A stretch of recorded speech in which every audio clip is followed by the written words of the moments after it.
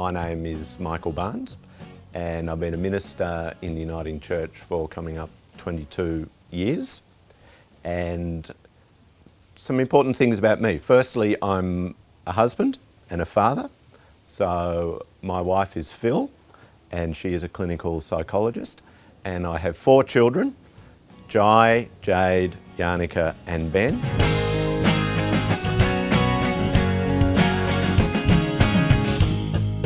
I think travel, and I'll elaborate because it's a metaphor as well as an experience.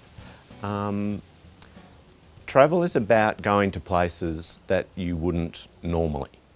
So it's about experiencing people in new ways, experiencing new perspectives, new ways of looking at life, and that means that you have to widen and deepen your own to include what you've heard, not necessarily to agree with everything that's said, but it gives you, I hope, and I think it has for me, gives me a breadth of vision and of understanding and a recognition that there isn't ever just one way of looking at things.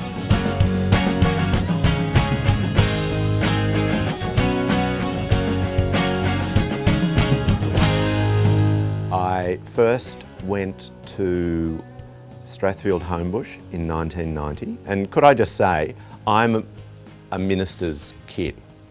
So I've sort of lived and breathed the church all of my life and took the opportunity to leave the church because I think that's important to do, to see what life is like beyond the church, and that was part of my travelling experience.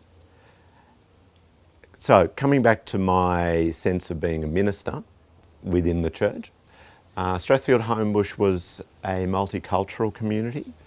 One of my congregations was 75% Tamil Sri Lankan. I was there for 5.5 years. I then went to Roseville for 9 years, quite a different community, much more monocultural. But the diversity that I discovered there was in terms of theology, spirituality, understanding of the scriptures.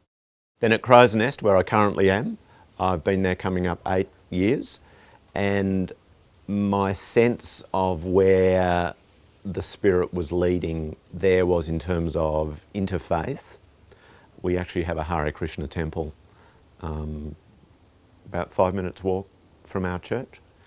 And so we've had guests from the Buddhist community, Jewish, Muslim, Hare Krishna, Aboriginal spirituality, and try to provide a space where we can listen to people of other faiths and also share with them something of our own experience.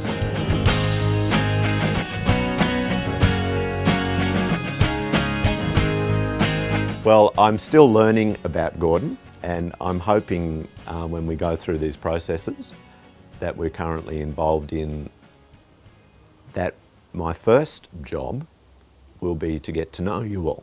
And I consider that a top priority in the first stage of any ministry. The fact that you are identifying that now is a time to think carefully and I think courageously about the future, and that you understand that this journey will call forth a sense of change, is something that excites me. I think there are many churches who haven't reached that point.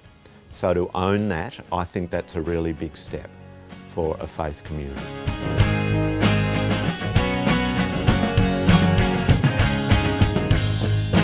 I would like your interest in what I say and what I bring.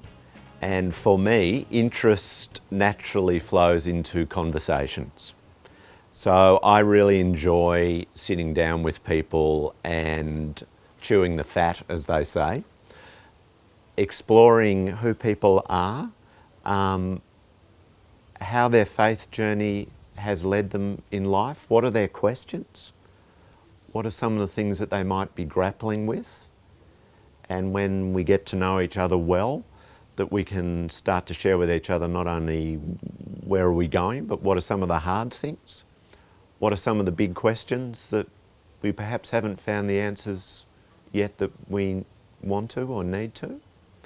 So I enjoy conversation, and you, I hope, will soon come to know that I love coffee shops, and I need to know all the coffee shops that are in Gordon, so you need to tell me. And then I'm going to take you there, folks, and share life together.